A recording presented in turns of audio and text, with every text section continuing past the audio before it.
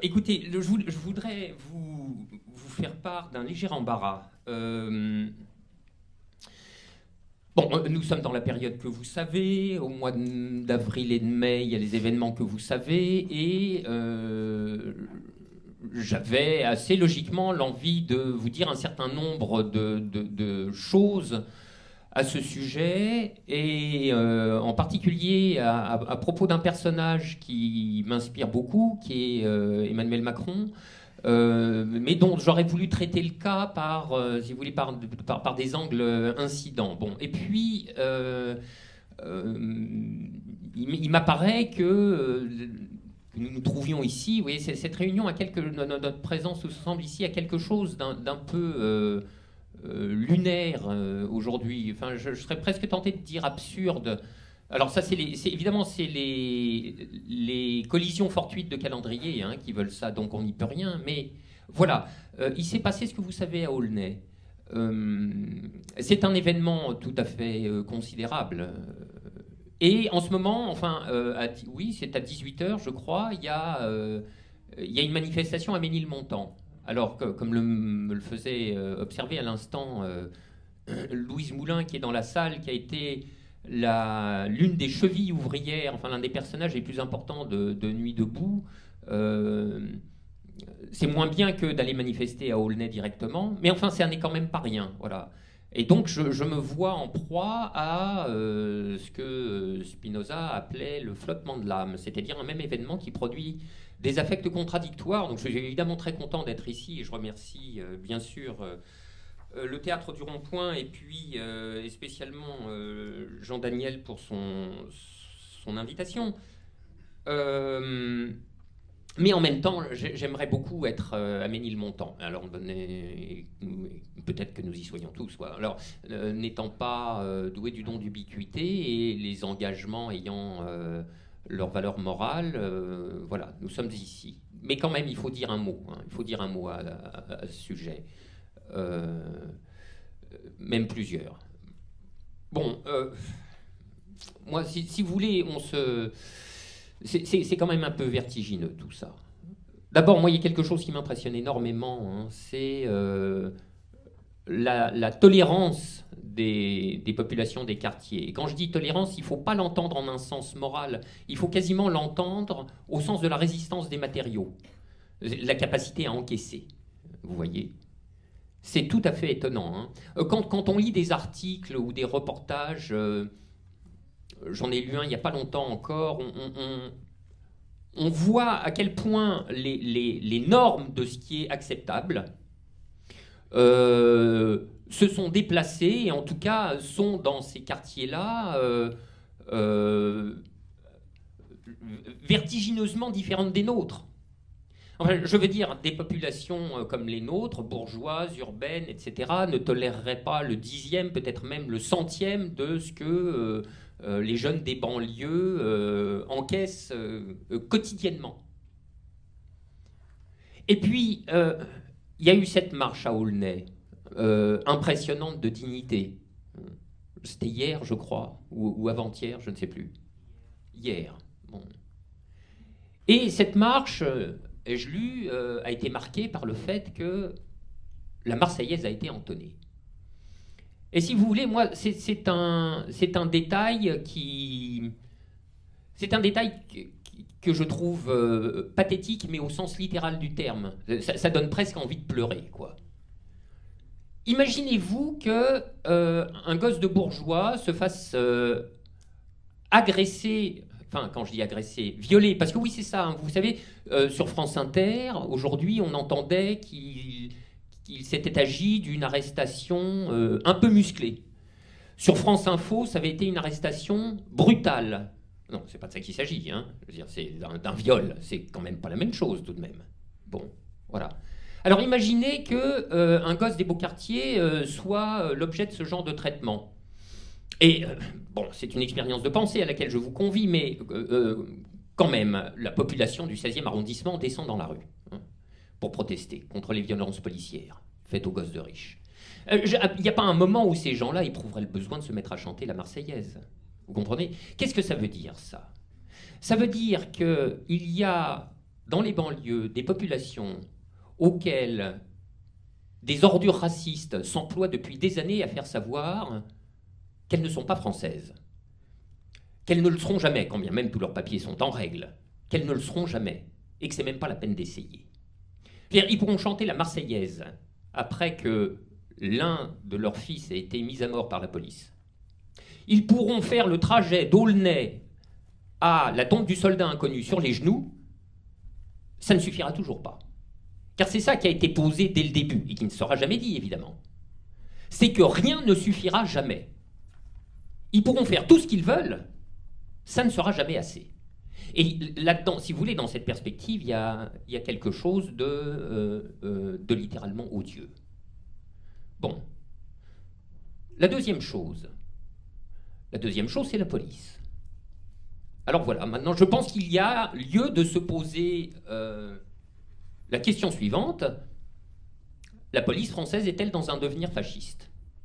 Bon, alors on sait qu'il y a la moitié de ses effectifs, paraît-il, qui votent pour le Front National. C'est déjà une indication.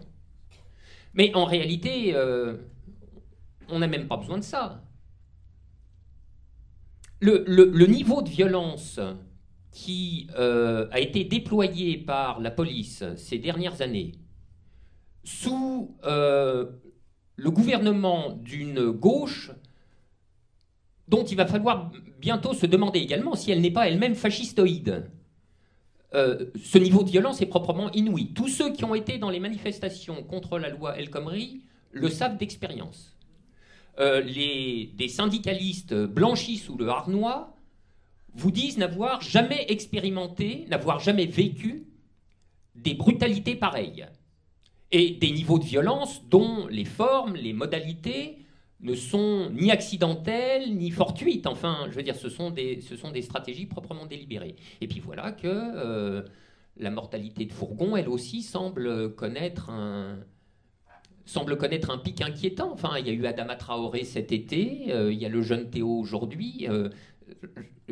Que se passe-t-il? Que se passe-t-il? Et tout ceci, une fois encore, se produit sous l'autorité d'un gouvernement dit socialiste, vous voyez, au terme d'un quinquennat qui aura été extraordinaire à tous égards.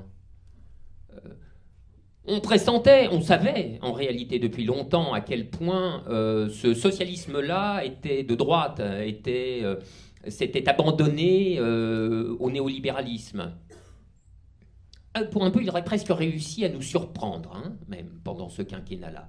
Il est vraiment allé plus loin que les plus pessimistes ne pouvaient l'imaginer. On peut tenir à raison que Hollande aura fait des choses que Sarkozy élu n'aurait pas osé faire. Mais nous découvrons maintenant que cette gauche néolibérale est également une gauche autoritaire et d'un autoritarisme extrêmement inquiétant, enfin d'un autoritarisme dont, je le redis, il va falloir se demander, hein, ce sont des questions qui sont ouvertes, un autoritarisme dont il va falloir se demander s'il n'est pas lui aussi proto-fasciste. Je veux dire, quand on a cette gauche identitaire, autoritaire, enveloppée comme il se doit dans les habits d'un républicanisme entièrement frelaté, dont elle se fait un caparaçon pour mieux s'adonner à ses passions troubles, cette gauche qui nous aura fait l'état d'urgence, c'est-à-dire un régime d'exception permanente, bien sûr. Cette gauche qui aura envisagé sans ciller la déchéance de la nationalité. Écoutez, il y a quand même des questions, étonnantes à se poser. Au demeurant, ce qui est un peu affligeant, je dois le dire, c'est que nous sommes conduits à... l'histoire nous condamne à redécouvrir régulièrement des enseignements qu'on croyait acquis de longue date. Je veux dire, que la social-démocratie puisse verser dans l'autoritarisme le plus violent, le plus politiquement brutal, c'est quand même une leçon qui a été acquise de très longue date. Je veux dire, depuis Thiers, qui dirige les Versaillais, en passant par l'Allemagne, où Hébert et les corps francs de Nosk au nom du SPD allemand, réprime la révolution spartakiste, jusqu'à, forme plus atténuée, un Guy Mollet de la 4ème République, ce sont des événements dont la récurrence devrait nous conduire à mettre une ou deux idées l'une derrière l'autre. Et il semble que la Syrie se soit donné un nouveau point, une nouvelle occurrence, avec le gouvernement Valls-Hollande. Donc il y a quand même de quoi être un peu effaré. Et puis alors, comme toujours, hein, au milieu de la pire des déconfitures, il y a par-ci par-là quelques lueurs d'espoir qu'il faut essayer de ne pas manquer. Alors il y en a une à laquelle j'ai déjà eu l'occasion de rendre l'hommage qu'elle méritait, mais moi toutes ces choses, hein, finalement, je ne les apprends dans leurs détails, évidemment que par Internet. Il ne faut pas compter sur les médias dominants pour nous donner des vues tout à fait complètes quand même sur ce genre de choses, quoique pour cette fois, j'ai l'impression que c'est moins pire qu'à propos de Traoré, par exemple. Je les suis en particulier sur le site de cette agence, je ne sais pas comment il faut l'appeler, qui est Taranis. Hein, ce groupe de journalistes qui va au plus près de la violence policière pour nous en rendre compte, c'est-à-dire pour faire ce que tous les médias devraient faire systématiquement, qui nous montre par exemple cette image tout à fait vertigineuse, hein, de CRS ou de gendarmes mobiles, je ne sais pas, avec un fusil de tireur d'élite, à Aulnay, vous voyez. Nous avons appris que des tirs à balles réelles avaient eu lieu, de sommation, mais enfin bon, je veux dire, que les forces de l'ordre commencent à sortir les pistolets pour en faire usage contre les populations. Je ne vois pas ce qui, très honnêtement, ce qui peut justifier des choses pareilles. On sait que l'arsenal policier est suffisamment complet pour éborgner sans avoir besoin de tirer à balles réelles. Non, tout ça est proprement... nous vivons un moment proprement hallucinant. Donc voilà, alors il y a des gens qui font le travail d'une démocratie défaillante, et Taranis peut être compté au nombre de ces proto-institutions démocratiques qui essayent de faire leur chemin dans les interstices. Raison pour laquelle, sans doute, Gaspard Glantz est, comme vous le savez sans doute, l'objet de tous les harcèlements administratifs et judiciaires, contrôle judiciaire, contrôle policier, etc. etc. C'est donc qu'il a à dire et à montrer des choses dont les pouvoirs ne voudraient pas qu'on les montre ni qu'on les dise. Bon, voilà un point d'acquis. Bon, je voulais commencer par dire tout ceci parce que... ça pèse quand même énormément, n'est-ce pas, sur l'ambiance de la période. Et puis, ceci étant dit, si vous voulez, on peut rentrer dans le vif du sujet, ou bien continuer sur celui-là, ou venir à d'autres questions. Moi, je n'avais pas l'intention de faire un exposé ex cathedra très long, et donc je serais assez tenté de vous rendre la parole tout de suite.